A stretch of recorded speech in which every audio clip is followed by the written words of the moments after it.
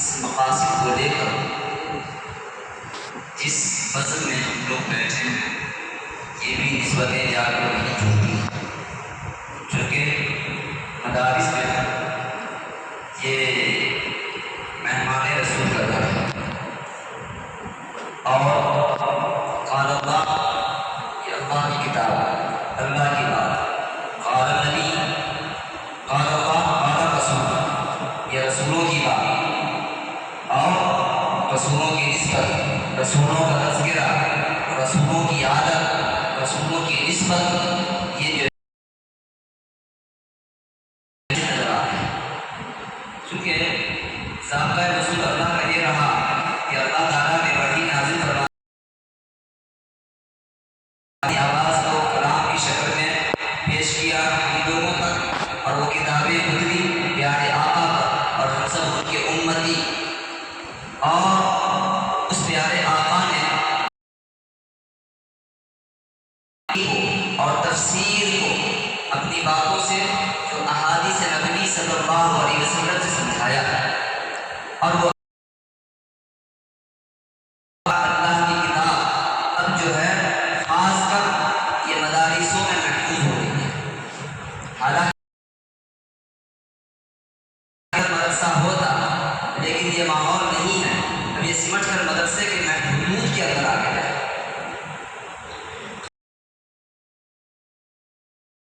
کہ بلغ ما علیہ فإن لم تقبلوا ما علیہ، ایک حدیث یہ ہے بلغوا عنی ولو آیہ،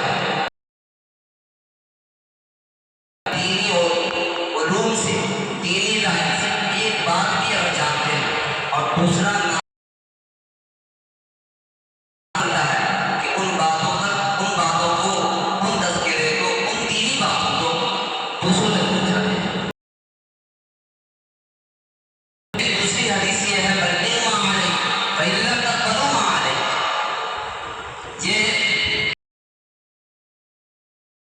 الفاظ اکرام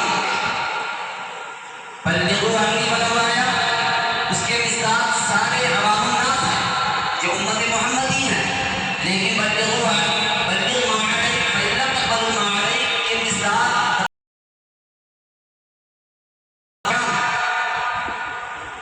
تو آج یہ ایک بڑا فیلڈ ہے مدرسے کا ہندوستان کے اندر، اور یہ مدارس دینیہ ہی ہم لوگوں تک علوم دینیہ پہنچا،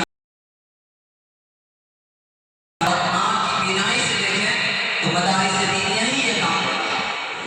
دوسری یہ تبلیغ جو ہے وہ دعوت دین کا کام دے رہا ہے، لیکن علوم جو علمی علوم ہے وہ مدارس دینیہ سے نکل کے جا رہا ہے۔ خیر حاصل کلام یہ ہے کہ اس چھت کی دیوار، چھتوں کے نیچے اس در و دیوار میں بیٹھے ہیں، یہ مدرسے کے نام سے موسم ہے، اس کا نام ہے جامعہ تجوید القرآن۔ اس مدرسے کا وجود 2012 میں ریڈیو مارکیٹ سے شروع ہوتا ہے، اور اس کے یہ کہتے ہیں الہامی بانی یا چند حضرات نے جو آج ہم لوگوں کے سامنے موجود ہیں، اس میں خاص کر ہمارے درمیان میں رہا کرتے تھے جو یہ کہتے ہیں کہ وہ حاجی صلاح الدین صاحب مرحوم رحمۃ اللہ علیہ آج ہمارے درمیان نہیں ہے۔ انہوں نے چابک سے بڑا ڈنڈا نہیں مارا، الفاظ ہی چابک تھے کہ تم آگے بڑھو اور کوئی نہ کوئی خدمات کی طرف تم قدامت ہے۔ انہوں نے ایک الفاظ کہا تھا اللہ چاہے گا تو سب کچھ ہو جائے، بس اسی بنیاد پر جو ہے میں نے قدم اٹھایا تھا، اور اکیلے ہی چلے تھے جانب منزل مگر راہ وہ آتے گئے تو ان کے دھکا دینے کی بنیاد پر میں آگے چلا تھا، اور اللہ تعالیٰ نے جو انتظامات کرتے چلے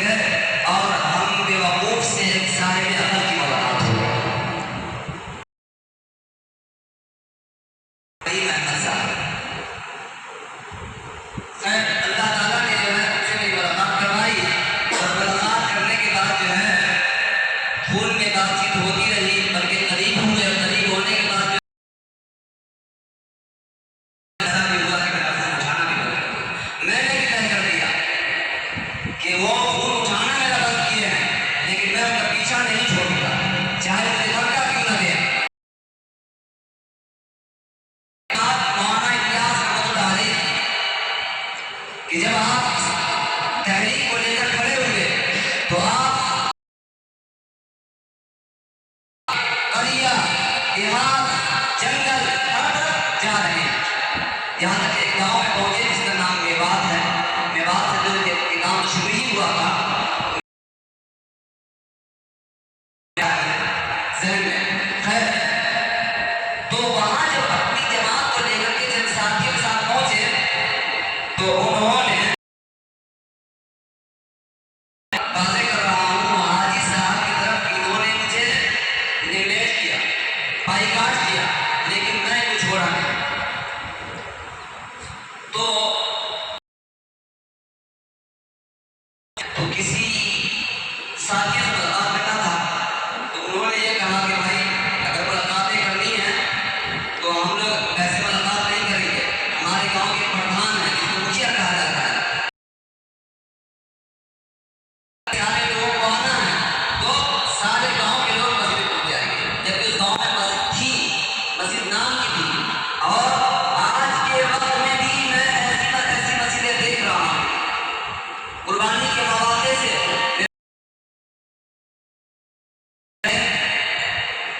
ایک گاؤں نہیں کئی گاؤں ایسے دیکھے ہیں جہاں مسجدیں ہیں, خوبصورت مسجد بنی ہوئی ہے لیکن جانور سے اندر آتا ہو, نماز بھی نہیں ہوتی. یہ آج کی حال میں دیکھا ہے. یہ کوئی ہے.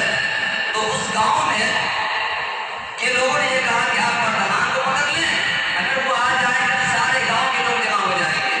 تو کہا کہ وہ ملیں گے کہاں, کہا جائیے فلاں کھیت میں ہل چلا رہے ہیں. خیر آپ کہاں تک گئے, کھڑے ہو گئے, اور کھڑے ہو کر کے بڑے پیار سے بڑے انداز سے ان کو پکار رہے ہیں کہ میری بات سن لیجیے. وہ بندہ سننے کو تیار نہیں, وہ اپنا حل چھوڑنے کو تیار نہیں. کافی دیر تک شامت کرتے رہے, آموزانی کرتے رہے, لیکن وہ بندہ اپنے حل کو چھوڑ کے کھیت کے آنا نے بھی یہ طے کر لیا کہ مجھے اس سے ملاقات کرنی ہے. یہ ٹھان لیا, یہ ضد کر لیا, اور مولانا کے پیچھے پیچھے چل جا رہے ہیں. وہ حل چلا رہا ہے, پیچھے پیچھے آپ بھی جا رہے ہیں, اور کہہ رہے ہیں اسلامی بھائی میری بات 2 منٹ کے لیے. وہ منع کرتا رہا, لیکن مولانا اپنے اسرار پر پورے رہے.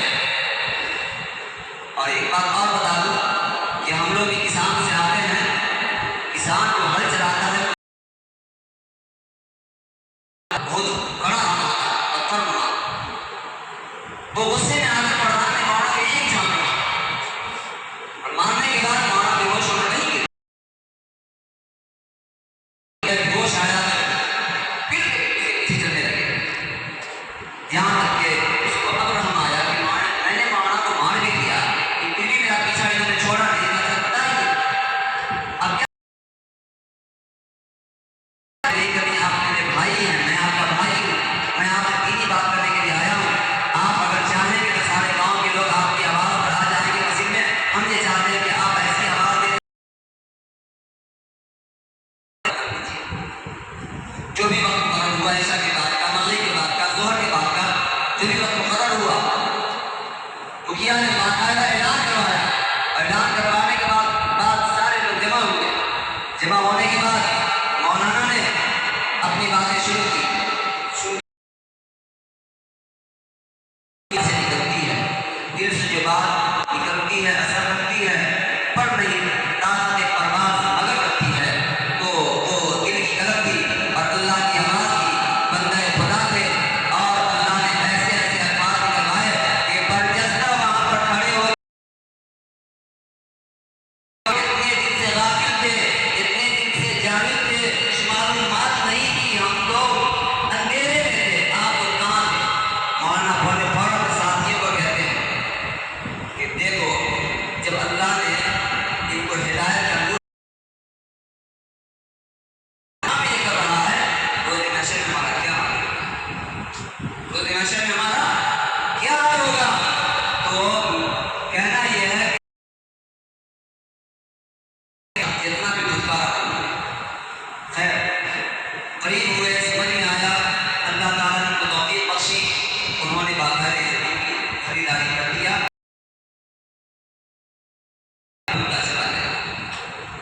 ابھی چند روز پہلے ہمارے کتنے گرد ہوئی, بلکہ ایک امنگ سے میں اپنی کاوشوں میں دامن کوشش کر رہا تھا کہ مدرسے کو ترقی کی راہ پہ لے چلے، لیکن کرونا کا ماحول آ کر سب کی ہمت